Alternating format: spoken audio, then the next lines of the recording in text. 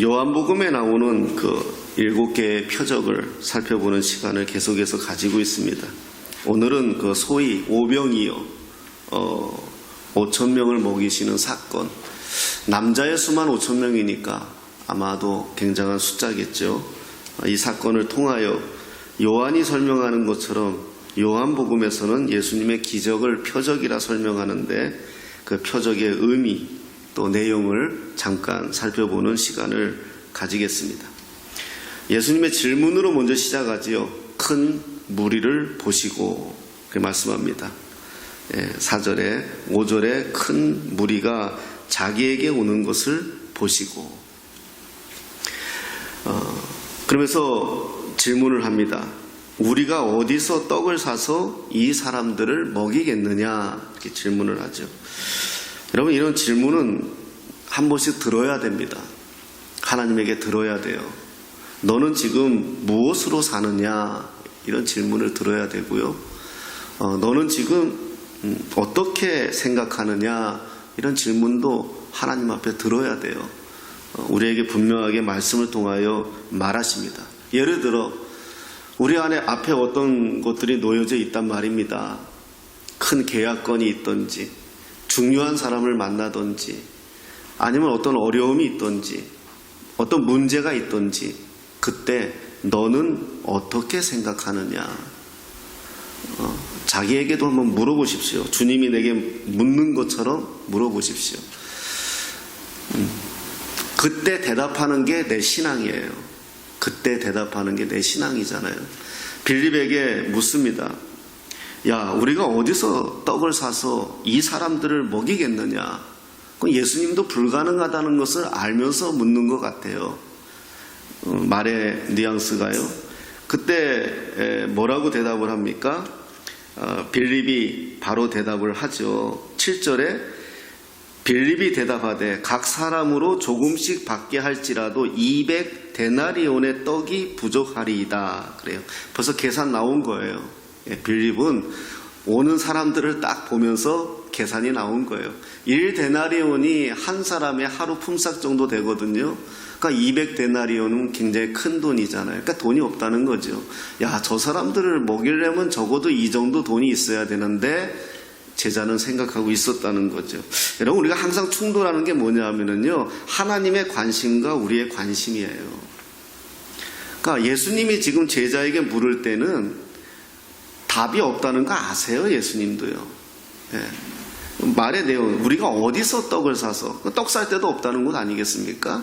또 그만한 떡을 사는 형편도 안 된다는 거 아시잖아요. 그런데 묻는단 말이에요. 우리에게 어떻게 먹이겠느냐. 그러니까 옆에 있던 안드레는 또 바로 뭐라고 얘기합니까? 제자 중 하나 곧 시몬 베드로의 형제 안드레가 예수께 여짜오되 여기 한 아이가 있어 보리떡 5개와 물고기 2마리를 가지고 있나이다. 그러나 이것이 이 많은 사람들에게 얼마나 되겠사옵나이까? 현실 불가능. 대답하는 거죠. 안 됩니다. 옛날에 우리 어떤 개그맨이 그랬잖아요. 안 돼요 하잖아요. 안 돼요. 안 돼 그러잖아요.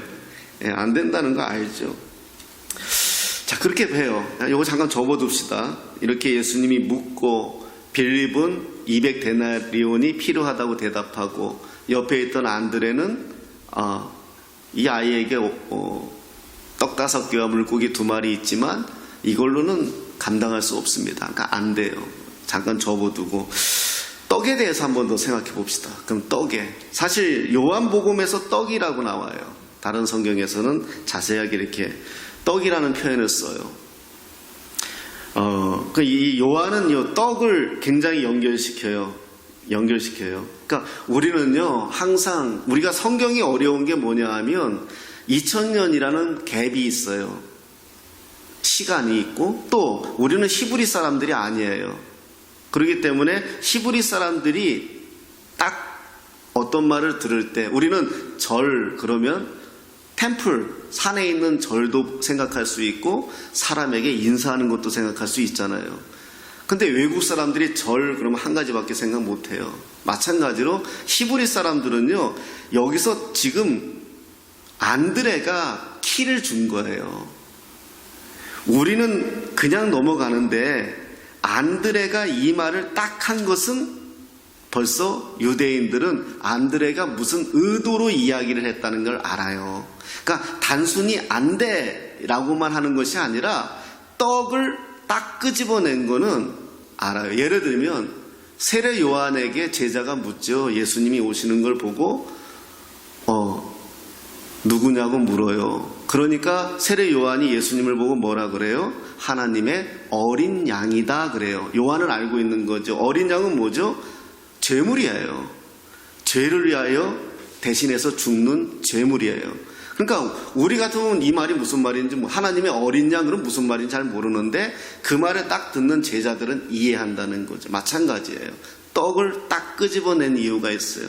찾아볼게요. 신명기 8장 3절 한번 볼게요. 그러면 신명기 8장 3절 시작. 너를 낮추시며 너를 줄이게 하시며 또 너도 알지 못하며 내 조상들도 알지 못하던 만나를 네게 먹이신 것은 사람이 떡으로만 사는 것이 아니요 여호와의 입에서 나오는 모든 말씀으로 사는 줄을 네가 알게 하려 하심이니라. 아멘. 유대인들이 태어나면서부터 그 성인식이라고 해야 되나요? 그때까지 최소한 모세오경을 외우다시피 해요. 그 정통 유대인들 가정에서는요. TV 이스라엘에 이렇게 보면은 시커먼 모자 쓰고 이 귀미 머리하고 다니는 사람들 봤죠. 그 사람들 정통주의자들이거든요. 지금도 하나님의 말씀을 다 지키며 사는 사람들이에요. 그러니까 그런 사람들의 가정은 그 모세오경을 어린아이들이 외우다시피 해요. 특히 신명기는 더욱 그래요. 그러니까 여기서 사람이 떡으로만 사는 것이 아니요. 딱 그랬잖아요. 그러니까 이 사람들은 유대인들은 뭘 알고 있다?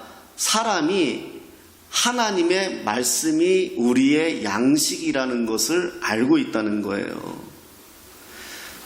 그래서 지금 여기서 요한복음이 요한이 안드레의 말 떡과 물고기를 끄집어낼 때 떡에 대해서 딱 초점을 맞추면서 6장 22절 이후부터는 생명의 떡에 대해서 설명을 해요. 그러니까 여기서 우리가 하나 또 이해하고 지나가셔야 돼요. 사람이 떡으로만 사는 것이 아니요. 이 말을 유대인들이 믿기 때문에 하나님의 말씀을 늘 읊조려요. 늘 묵상해요. 쉐마, 이스라, 아도나이 이런 식으로 읊조려요. 계속해서. 그래서 이 사람들은 이것이 내 영의 양식을 먹인다고 생각을 해요. 우리도 그렇게 알죠. 그렇게 우리도 말하고 믿잖아요. 우리도 하나님의 말씀을 먹어야지만 우리의 영이 산다고 알아요. 근데 여기까지가 아니라는 거예요. 여기까지만 그치면 안 돼요. 어디까지 가야 된다? 예수까지 가야 되는 거예요. 오늘 요한은 그걸 얘기하고 싶은 거예요. 그걸 가자는 거예요. 그걸 찾아보자는 거예요. 자, 유대교도 하나님의 말씀을 믿었어요. 하나님의 말씀으로 산다고 생각했어요. 그런데 그 말씀대로 산다고 했지만 결국은 예수님이 이 땅에 오셨을 때 꾸짖음을 받았거든요. 마가는 예수님을 유대교의 계승자로 봐요. 유대교의 계승자로. 마가는 예수님을 유대교의 계승자로 보면서 이거를 유대교를 좀 더 계승한다. 새로운 질서다. 이렇게 봐요. 그런데 요한은 유대교를 완전히 깨는 분으로 예수님을 설명해요. 그래서 이 새로운 질서, 그러니까 유대교에서 예수님이 계승된 게 아니라 유대교가 하나님이 맡긴 그 역할을 감당하지 못하기에 완전히 새로운 질서를, 새로운 것을 주었다. 그래서 그래요. 그래서 같은 복음서를 보더라도 요한복음이 좀 과격해요. 유대교에 대한 이야기를. 그걸 이해하셔야 돼요. 그런 의미에서 오늘 떡을 이야기하는 거. 자, 우리가 그동안은 우리가 가나의 혼인잔치, 그리고 사마리아 수가성의 여인, 그리고 베데스다 목가를 봤잖아요. 다 어디에 연결되어 있어요? 물에 연결되어 있었어요. 물에. 수가성의 여인도 야곱의 우물, 그리고 가나의 혼인잔치도 물 2멍, 그리고 베데스다 목가도 그 안에 들어가야지만, 연못에 들어가야지만 물에 그 물을 요한은 또 뭐라고 해석해 줬어요? 성령이다. 그래서 보이는 물에서 우리가 영원한 생명을 얻는 것이 아니라, 수가성의 여인이 야곱의 우물을 먹으면은 육체적으로는 갈급함이 해소되지만 영적인 해소가 안 되는 것처럼 38년 된 병자가 그 베데스다 목가에 들어가면 나을 것처럼 생각하고 있지만 결국 나을 수 없는데, 오직 성령의 임재로 예수 그리스도 안에서 영원한 생명과 얻을 수 있다는 것을 강조했어요. 근데 지금은 떡으로 이제 설명하는 거예요. 떡으로 가는 거예요. 진정한 떡이 뭐냐, 이걸 설명하는 거죠. 그래서 유대교인들에게 율법에 있어서 떡은 율법을 의미해요. 물은 성령을 의미한다면 떡은 율법을 의미하는 거예요. 그래서 오늘 사건을 보면서 또 하나 볼 수 있는 게, 출애굽기 16장에 보면은 만나 사건이 나와요. 자, 이제 거기까지 가야 되는 거예요. 유대인들은 떡 이야기를 딱 듣는 순간 어디까지 간다? 만나 사건까지 가는 거예요. 출애굽할 때 하나님께서 모세를 통하여 만나를 내리심으로 자기들이 먹고 살았거든요. 자기 조상들이. 그걸 기억한단 말이에요. 알아요. 철저하게. 우리나라가 좀 잘 못하는 것 중에 하나가 역사를 가르치지 않는다는 거예요. 왜 안 가르치는지 저는 모르겠어요. 왜 6.25 전쟁 이야기가 이렇게 한 문장으로 끝나야 되는지 모르겠고요. 왜 일제시대 때 얘기가 그렇게 몇 군데, 이게 이해가 여러분, 이스라엘 사람들은 철저해. 역사에서 자기들의 수치도 철저하고요, 자기들의 영광도 철저해요. 우리들의 수치를 가리지 않아요. 그 사람들이요. 그걸 알아야지 우리 다음 세대가 그 수치를 안 당하죠. 정말 그 역사를 배워야지만은 그 조국애가 생기는 것이고, 이 땅 대한민국이 어떻게 생겼다는 거 알잖아요. 저번에 어떤 사람이 어떤 대화를 하는데 제가 그 소리에 엄청 기절할 뻔했어요.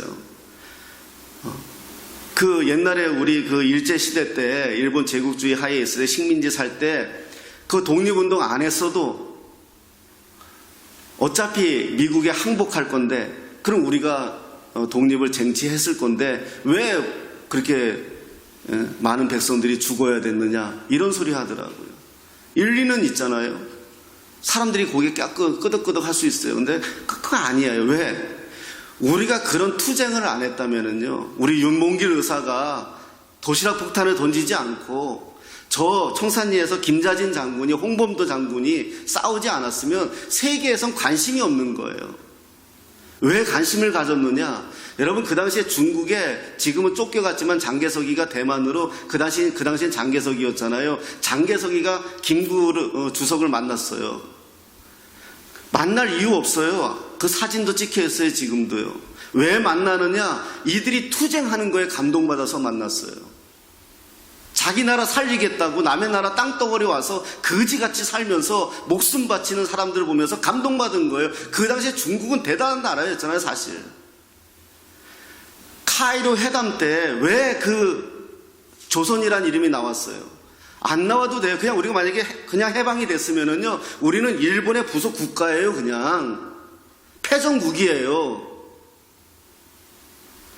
그러나 우리의 조상들이, 윤봉길 의사가 도시락 던졌잖아요. 거기서 그 연설하던 사람의 이름이 누군지 모르겠는데 그 사람이 거기서 부상을 입어요. 그 사람이 누군지 아세요? 그 메가더 장군 앞에서 미국이 항복하겠다고 미조리하면 올라와가지고 사인했던 사람이 그 윤봉길 의사가 던졌을 때 부상당한 사람이에요. 근데 그 장면을, 사진을 보면은요, 쩔뚝거리면서 올라와요. 미조리함에. 그 쩔뚝거리게 만든 사람이 윤봉길 의사예요. 그 역사를 왜 유대인들이 강하냐? 이 사람들이, 우리가 단순히 하나님의 말씀이니까가 아니라 철저하게 역사를 알아요. 그래서 이 사람들은 떡 그러면 알아요. 하나님의 말씀. 사람이 떡으로만 살 수 없어. 먹는 걸로만 살 수 없어. 하나님의 말씀으로 살 수 있어. 이거를 어려서부터 알아요. 우리는 지금 그런 거에 대해서 너무 약하죠. 자녀들에게도 못 가르치고 있고요. 좋은 대학 간 다음에 신앙생활도 된다고 얘기하고 있죠. 그게 다 우리 실패이지 않습니까? 갑자기 이상한 데로 갔는데요. 어찌됐든 간에 그런 역사관이 이들을 이 하나님의 말씀을 보다 보면 철저하게 알게 된다는 거 우리가 알아요. 이 만나 사건. 그래서 이스라엘 백성들은 하나님의 말씀을 먹어야지만은 산다라는 것을 이 사람들이 알아요.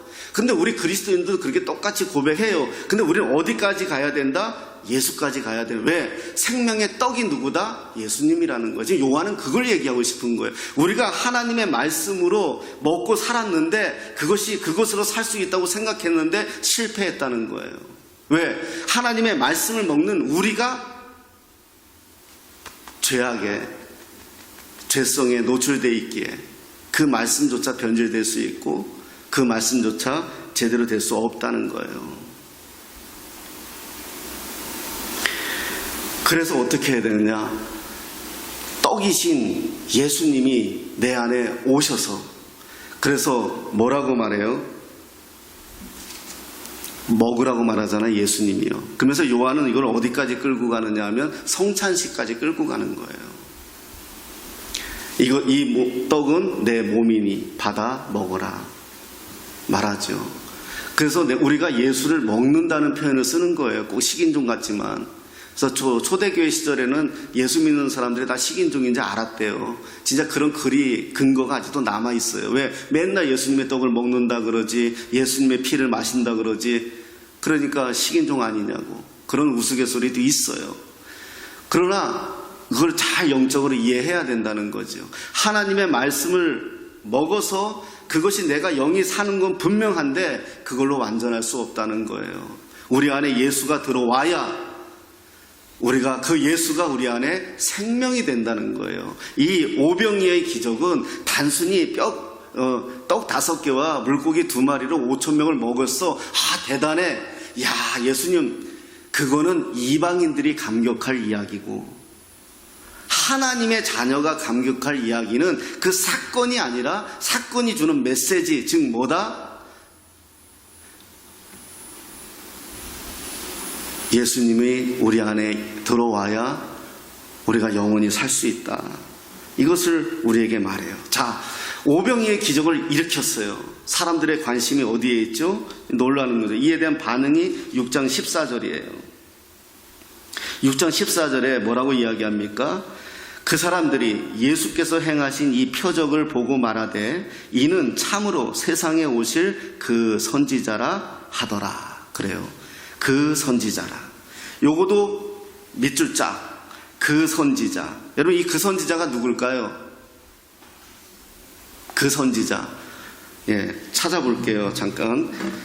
창세기 49장 10절입니다. 창세기 49장 10절.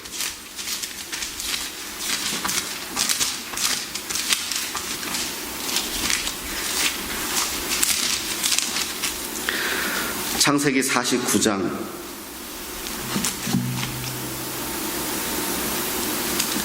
10절.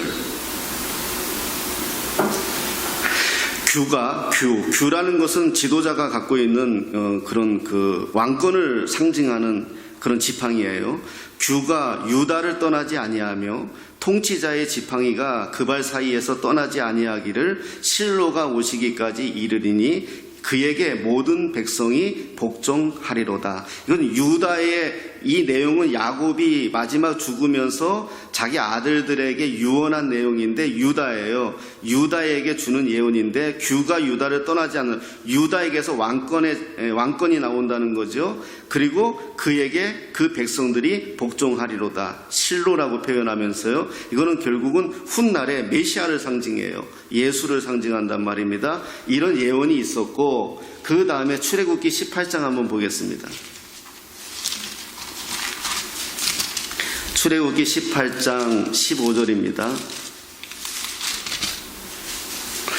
이거는 모세가 이야기하는 거예요.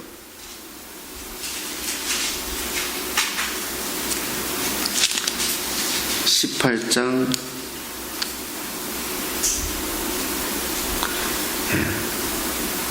15절.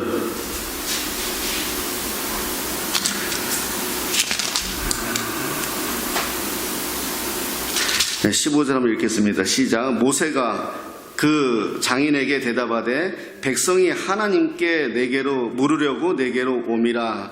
그리고 18절에 뭐라고 얘기합니까? 너와 함께한 이 백성이 필경 기력이 쇠하리니 이 일이 너무 중함이라 네가 혼자 할 수 없음이니라. 그래요. 여기서 출애굽기가 아니고 신명기네요. 죄송합니다. 예, 어쩐지 내용이 오늘 신명기 18장 보겠습니다.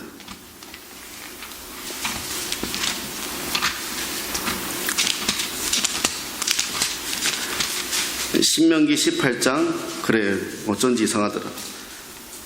맞아요. 신명기 18장 15절. 여기서는 모세가 하는 얘기예요. 18장 15절 읽겠습니다. 시작. 네 하나님 여호와께서 너희 가운데 네 형제 중에서 너를 위하여 나와 같은 선지자 하나를 일으키시리니 너희는 그의 말을 들을지니라. 나와 같은 선지자 하나를 일으키시리니 너희는 그의 말을 들을지니라. 여기서 모세가 말하는 선지자. 그리고 18절을 보겠습니다.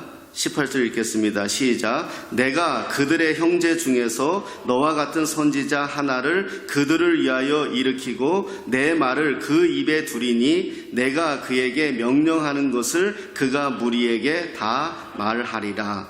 여기서 너와 같은 선지자.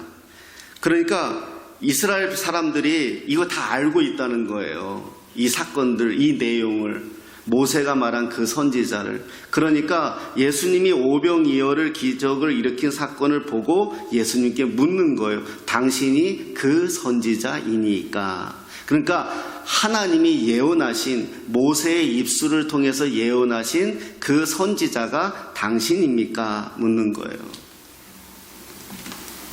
여기에 대한 질문을 다시 6장 30절로 가보겠습니다.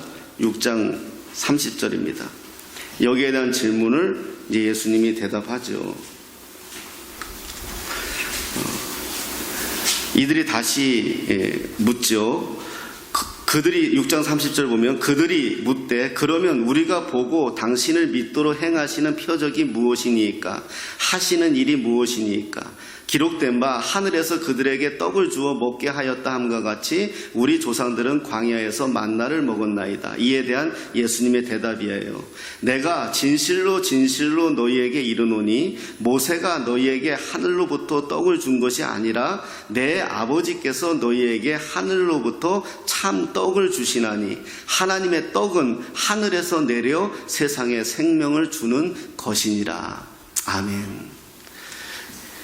모세는 하나님 앞에 기도해서 만나와 메추라기를 통해서 출애굽하는 이스라엘 백성들을 먹였는데 나는 자신이 참떡을 주나니 하늘에서 내려 세상에 생명을 주는 것이다. 그러면서 35절에 나는 생명의 떡이니 그래요. 생명의 떡이니 내게 오는 자는 결코 줄이지 아니할 터이요 나를 믿는 자는 영원히 목마르지 아니하리라. 아멘. 이렇게 말씀하는 거예요.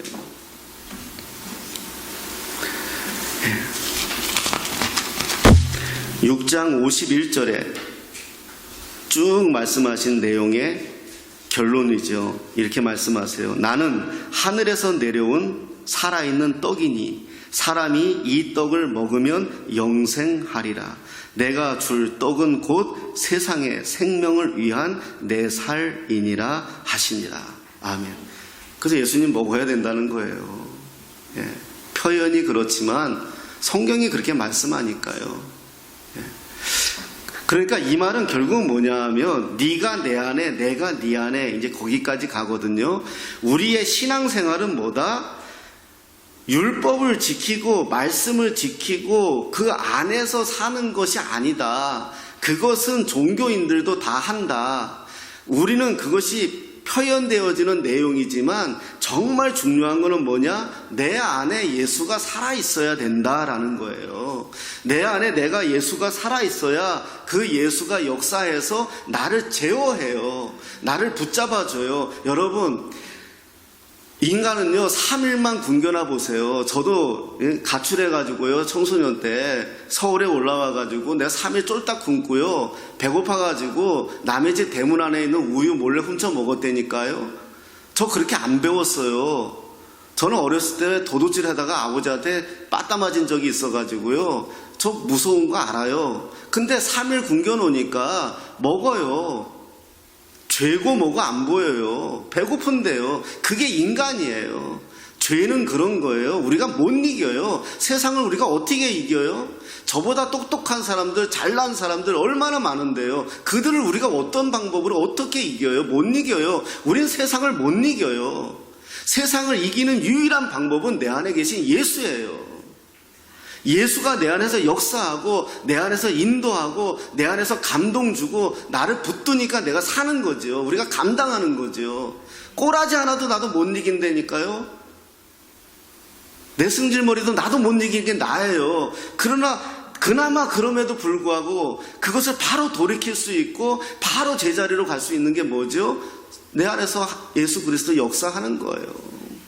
성령께서 예수님의 말씀을 기억나게 하고 예수님의 눈물을 기억하게 하고, 그런 내가 그 안에서 감당하는 거예요.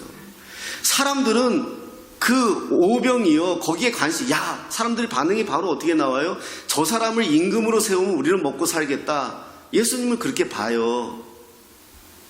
그러니까 빌립에게 물어본 거예요. 너는 어떠니? 그 빌립도 똑같은 거예요. 200데나리온 있으면 먹어요. 안드레도 똑같은 거예요. 여기 도시락이 있지만 이거 가지고 택도 없습니다. 그러는 거예요. 그게 우리의 인간의 연약함이에요. 그런데요, 한번 찾아볼게요. 마태복음, 여기 색인하시고요. 마태복음 14장 한번 가보겠습니다.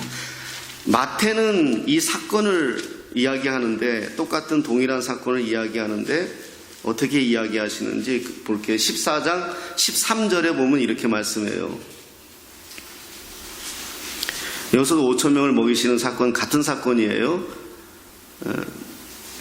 예수께서 들으시고, 14장 13절이요. 예수께서 들으시고 배를 타고 떠나사 따로 빈들에 가시니, 빈들.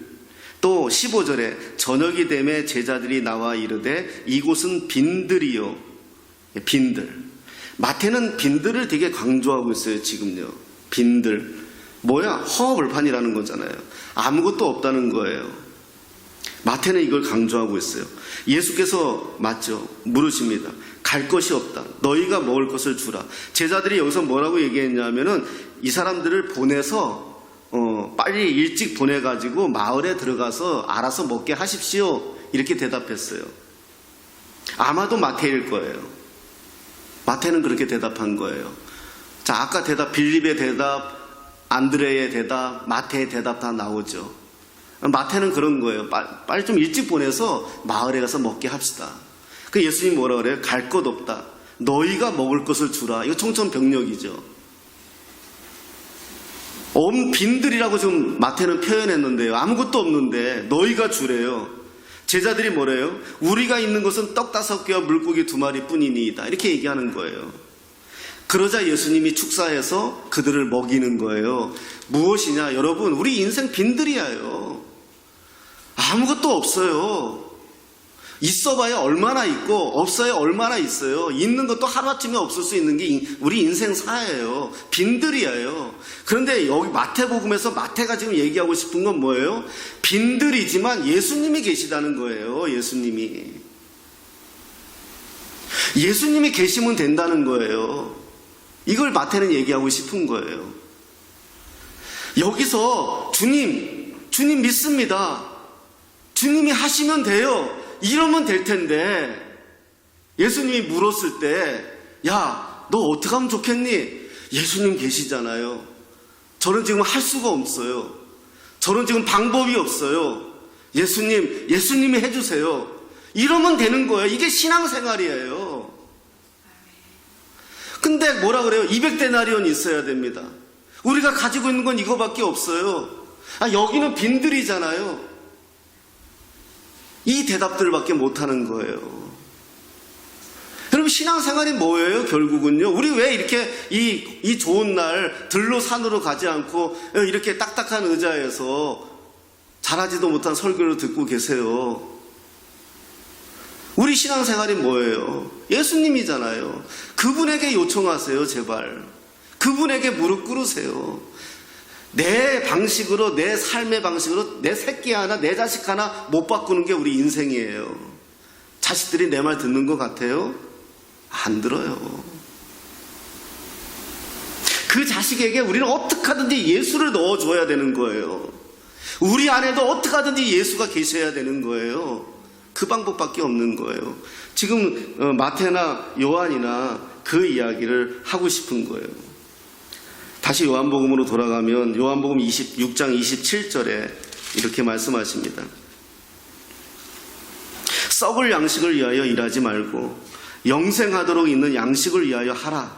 이 양식은 인자가 너희에게 주리니 인자는 아버지 하나님께서 인치신 자니라. 썩을 양식을 위하여 일하지 말아라.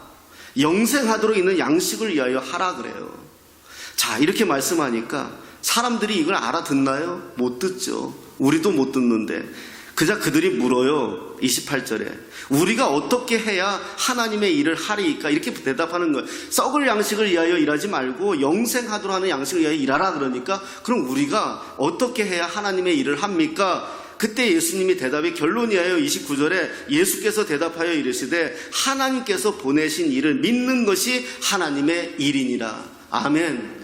예수를 믿는 게 우리 일이에요. 예수를 믿는 게 우리 일이라는 거예요. 그냥 이 말씀이 너무 우리 가슴에 꽂히지 않나요?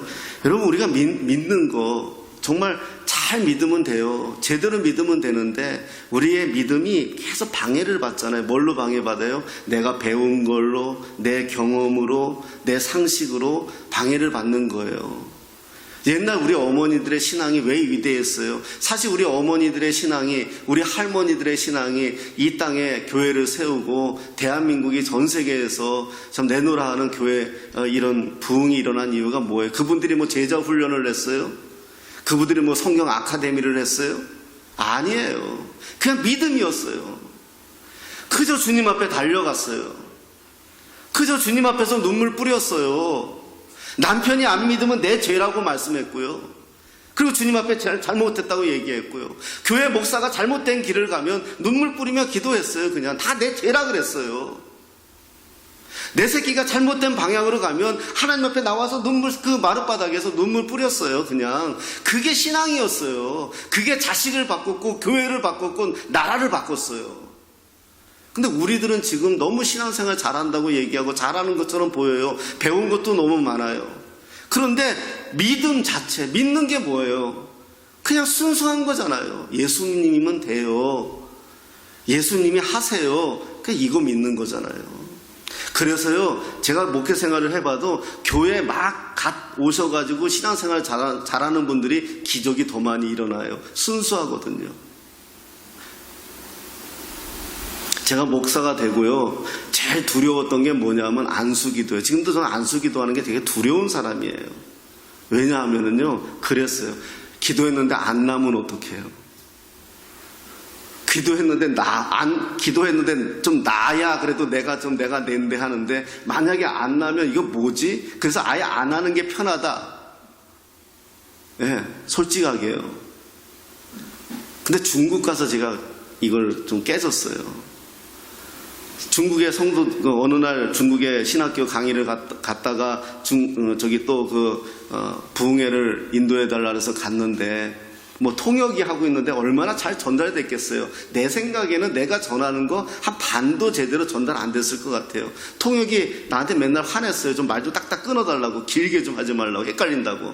그래가지고 막 그랬는데 이분들이 벌써 은혜 받을 준비가 다 돼 있고요. 그냥 며칠 벌써부터 금식하면서 기도를 하고 준비하고 있었기 때문에 그냥 집어 던지면 뭔가 반응이 일어나요. 뭔가 던지면 반응이 일어나요.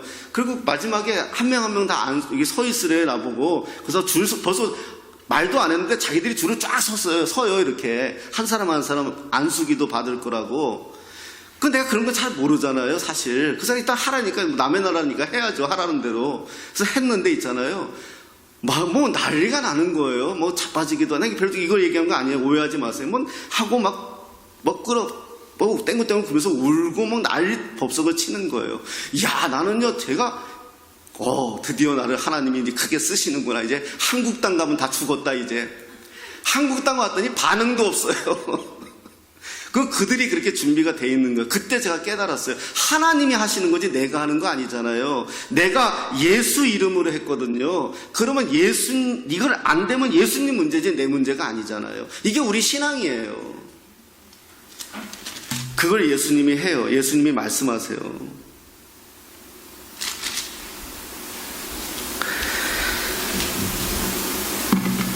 우리가 하늘로부터 내려오는 영의 양식, 우리가 다시 한번 우리의 신앙을 점검하시면서요. 내가 지금 뭘 믿고 있나? 그냥 기도한다는 게 어떤 뭐 폼을 잡고 그런 차원이 아니라 정말 믿음이잖아요. 오늘의 이 사건을 통해서 요한이 우리에게 말하고 싶어 하는 것은 무엇일까요? 그거는 뭐냐 하면 율법으로도 안 된다는 거예요. 말씀도 안 된다는 거예요. 말씀에 오해하지 마시고요. 누가 예수님이 우리 안에 와야 내가 너와 더불어 먹고 마시고 내가 잘한다는 거예요. 여러분 우리가 많이 고백하는 시편 있잖아요. 시냇가에 심기운 나무처럼. 시냇가에 심기어야 되는 거예요. 저는 사실 교회이기 때문에 우리 교회 안에 화초들이 있지만 얘네들한테 무척 미안해요. 얘네들 여기 있으면 안 되는 거거든요 사실. 얘네들 자리 가야지 잘 자라죠. 비도 맞고 태양도 맞고 태풍도 맞고 하면서. 이 안에 있으니까 얘네들이 다 누리끼리 해가지고 사실은 좀 미안하잖아요. 우리도 마찬가지예요. 아무리 좋은 자리 가 있어도요, 아무리 행복한 자리 가 있어도요, 아무리 돈 되는 자리에 가 있어도요, 예수 없으면 우린 그걸로 죄 짓는 거예요. 결국은요. 제가 신학교 갔어요. 그래서 돈이 교회에서 20만 원 주는 걸로 먹고 사는데 돼요. 또 난 거창하게 선포했잖아요. 하나님이 주는 걸로만 먹고 살 거다. 한 3일 만에 바로 후회했지만 그래도 말하면 안 되니까 끝까지 갔어요. 그러니 그 생활이 뭐 돼요? 그러니까 정말 거지 같더라고요. 제가 어느 날 학교 갈 거라고 버스터미널 옆에 서 있는데 거울 옆에 보니까 제가 딱 거지더라고요. 그래서 골목 가서 엉엉 울었어요. 하나님 이게 뭐냐고요. 친구 좋아하는 놈 친구 다 떨어지고 멋부리기 좋아하는 놈 거지 만들어 놓고 내가 뭐 나쁜 짓 하자고 이 길 왔어요? 내가 정말 하나님 앞에 은혜 받고 벼락 맞고 내가 이 길 왔는데 이게 뭐냐고. 하나님 나 딱 1억만 달라고. 나 미국 유학 가겠다고. 나 그냥 1억 주세요 그냥. 나 그냥 그거 가지고 미국 가가지고 유학하고 공부하고 나 공부하는 거 좋아하니까 공부하고 오겠다고. 안 주시더라고요. 그때는 정말 하나님 원망 많이 했어요. 신학교 다니면서도 원망했어요. 어떻게 하면 때려칠까 연구했어요. 근데 그때 버티긴 버텼어요. 근데 나중에 돌이켜서 생각해 보니까 그때 1억이 생겼으면 내가 목회길 갈 것 같아요. 그거 가지고 또 사업하겠다고 껄떡거렸겠죠. 그게 저예요. 그게 우리 인생이에요. 내가 아무리 좋은 자리, 내가 아무리 괜찮은 거 그거 안 돼요. 우린 물론 그렇게 살아야죠. 최선을 다해서 우리 인생에 주어진 것 자리에서 그리스도인답게 살아내야죠. 그러나 우선순위와 중심이 뭐냐는 거예요. 중심이. 그런데 하나님은요, 그 기도 들어주셨어요. 나 유학 가겠다는 거. 서울에 와서 공부하면서 보내주셨어요. 10여 년이 지났지만 그것도 응답이죠. 사랑하는 여러분, 우리 안에 예수님 계셔야 합니다. 그게 신앙생활이에요. 오늘 요한은 그걸 이야기하는 겁니다. 진정한 생명이 뭐냐? 너에게 지금 진정한 신앙의 믿음이 뭐냐? 그걸 우리에게 말씀하고 있는 겁니다. 다시 한번 우리에게 이 말씀을 기억하시고요. 40절 말씀을 읽고 마치도록 하겠습니다. 40절입니다. 6장 40절 우리 같이 한 목소리로 합독하시겠습니다. 시작. 내 아버지의 뜻은 아들을 보고 믿는 자마다 영생을 얻는 이것이니 마지막 날에 내가 이를 다시 살리리라 하시니라. 아멘. 그래서 요한복음이 7가지의 기적을 이야기하는데 마지막에 최고의 기적은 뭐다? 부활이다. 이거예요. 그래서 마지막 날에 우리 이거 소망하고 삽시다. 가난하십니까? 병들었습니까? 문제가 있습니까? 그러나 우리 이거 소망하고 삽시다. 마지막 날에. 우리 찬양도 있잖아요. 마지막 날에 나를 다시 살리리라. 우리 그 소망 가지고 가는 겁니다. 이 땅에서 주어진 자리에서 아버지의 역할, 또 직장에서 또 내게 속해 있는 모든 곳에 최선을 다해야지요. 그러나 우리의 소망은 하늘에 있고요. 그리고 우리가 일하는 것은 썩을 양식을 위해서가 아니라 영원한 양식을 위해서 일하는 겁니다. 그것을 기억하시면서 다시 한번 우리의 믿음이 예수 안에서 확신을 갖고 그 예수 안에서 살아내시기를 예수님의 이름으로 축복합니다.